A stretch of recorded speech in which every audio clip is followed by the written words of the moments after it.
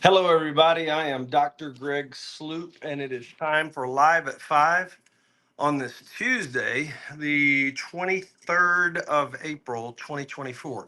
Lisa and I are up here in Gatlinburg, Tennessee, with some of the seniors from our church for Smoky Mountain Gathering.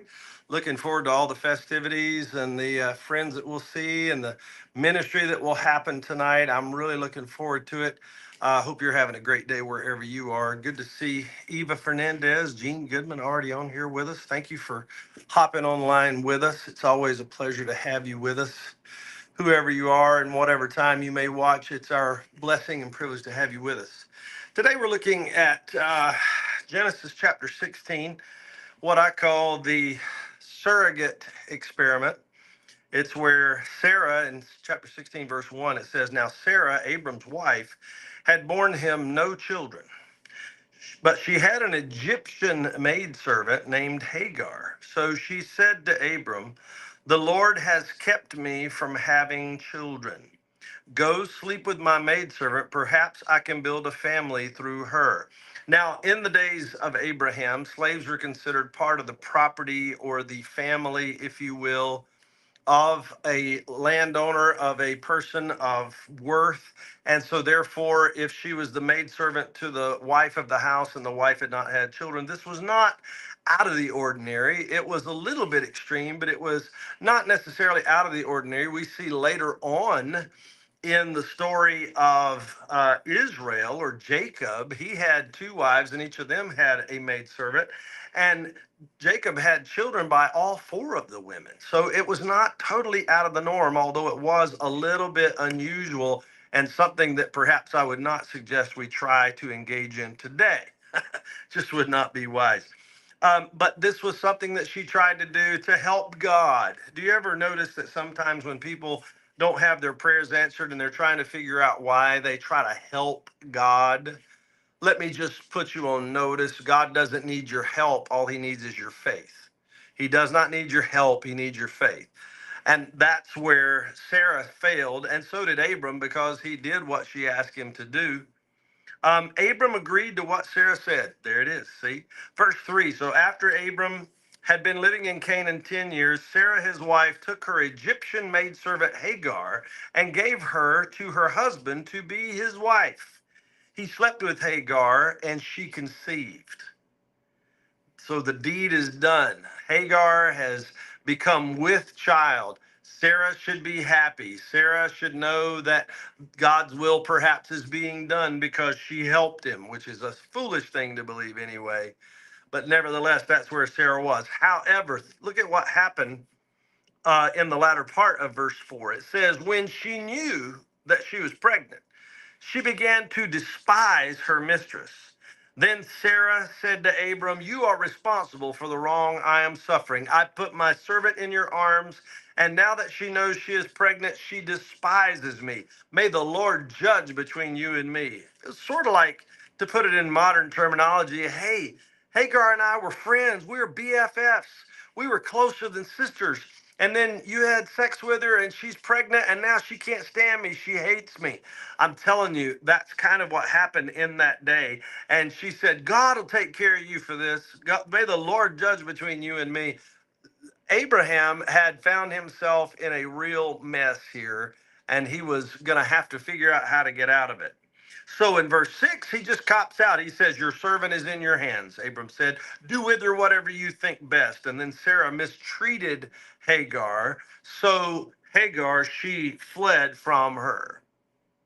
Verse 7, the angel of the Lord found Hagar near a spring in the desert. It was the spring that is beside the road to Shur. I'll tell you what he said to Hagar in just a minute. But looking back on how Sarai treated Hagar, sometimes we want to blame everybody else but ourselves for our problems. We want to blame everybody. We want to blame our spouse. We want to blame our kids. We want to blame our boss. We want to blame our pastor. We want to blame anybody else for what's going on in our lives. My parents ruined my life. All that kind of stuff that we say that is not really true, and yet we still say it. And that's what Sarai did with Hagar. You caused this, Abram. It's your fault. And you need to do something about this woman. She didn't even want to fix the problem. But then Abram said to her, you handle it. You do what you will with her. She's your servant. I did what you asked me to do, but I'm out now. And so she mistreated her, and Hagar left. And here's what God said to Hagar. It says here in verse 8, and he said, Hagar, servant of Sarai, where have you come from and where are you going? I'm running away from my mistress Sarai, she answered. Then the angel of the Lord told her, go back to your mistress and submit to her. The angel added, I will so increase your descendants that they will be too numerous to count.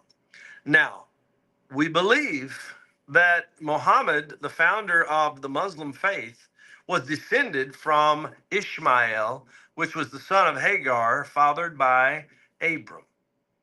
Now, I'm not here today to Muslim bash. I'm not here today to do that at all.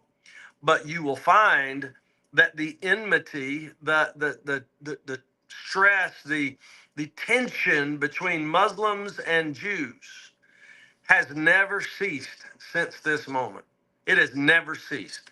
Muslims and Jews have been against one another on the opposite side of one another for years and probably will be for all time until the Lord comes again. This is what happens when you try to get ahead of God. This is what happens when you try to help God. This is what happens when you don't do God's will, but you do your own will. And that's what's happened in this situation. I think we should take a lesson from this and learn from it. Also, in the part um, where God told her to go back to her mistress, the angel of the Lord told her to go back to her mistress and submit to her. Sometimes we want to run away. Sometimes we want to run away from a church because we don't like what's happening at the church. We run away from a job because we don't like what's happening at the job. Now, one of our daughters had some slight learning disabilities when they were younger. No shame there. It's part of her DNA, her makeup. It probably came from somewhere back in the line. We don't know exactly where, but the bottom line is she had some learning disabilities, and she had one particular teacher in a school that was not very forgiving of that, was not very understanding of that, and she kind of gave our daughter a hard time. So we went to a meeting with the teachers, and the teachers said, we know she deserves accommodations and we're trying to give them to her. I said, yes, all but one teacher in your group. And they all kind of looked at one another as if they knew who I was talking about. They said, well, if you want to be her to be transferred to another group, you can. I said, no, I don't want her to be transferred to another group.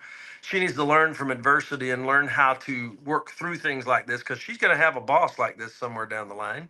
And she may have a family member down the line that is like this, and she needs to know how to deal with them. And they almost dropped their jaws to the floor. Really? I said, but I do want her to get her accommodations. And if she can get her accommodations, she's going to stay right where she is. And they said, we'll make sure of it, sir. And you know what? They did. I'm thankful for that they kept their word, and she was able to get the help she needed to be able to progress. Praise God for that. But too often we run away from our problems. And here God told this lady, Hagar, hey, go back to where you were, go back to and do what you promised, go back and serve as you said you would, and I will give you a blessing that you can't even count. Then the angel of the Lord also said to her, you are now with child, and you will have a son. You shall name him Ishmael, for the Lord has heard of your misery. He will be a wild donkey of a man. His hand will be against everyone, and everyone's hand against him, and he will live in hostility toward all his brothers. She gave this name to the Lord who spoke to her, you are the God who sees me. You are the God who sees me. For she said, I have now seen the one who sees me. That is why the well was called Bir Lahai Roy.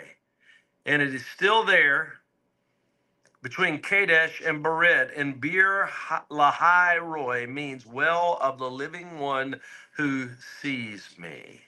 So Hagar bore Abram a son, and Abram gave his name Ishmael to the son she had born. Abram was 86 years old when Hagar bore him Ishmael.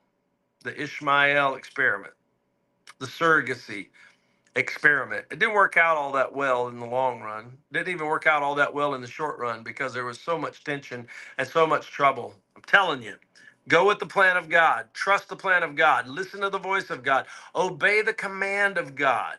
God knows what he's doing. God does not make mistakes, and God does not forget, and God does not fail. If God tells you what to do it, and do it with all your heart. I think I may have recognized, yes, I recognized Eva Fernandez, Vicky Adkins. I think I also recognized Jean already, Jean Goodman. Wishal Masi. And then a little further down here, I've got Sharon Noblet and Amy Sloop Morris. So good to see all of you on here. We appreciate you being with us. Listen again. This word for today is basically when God tells you to do something, do it, because God is always right and God is always good. Spend some time with him every day. It's the best thing you'll do all day. It'll help you to learn how to obey him and how to follow his plan and how to do his will and be blessed. I know it will. Good to see each of you that are on here. Hope we'll be back tomorrow. Until then, please know we love you and we're praying for you. And I look forward to seeing you again tomorrow.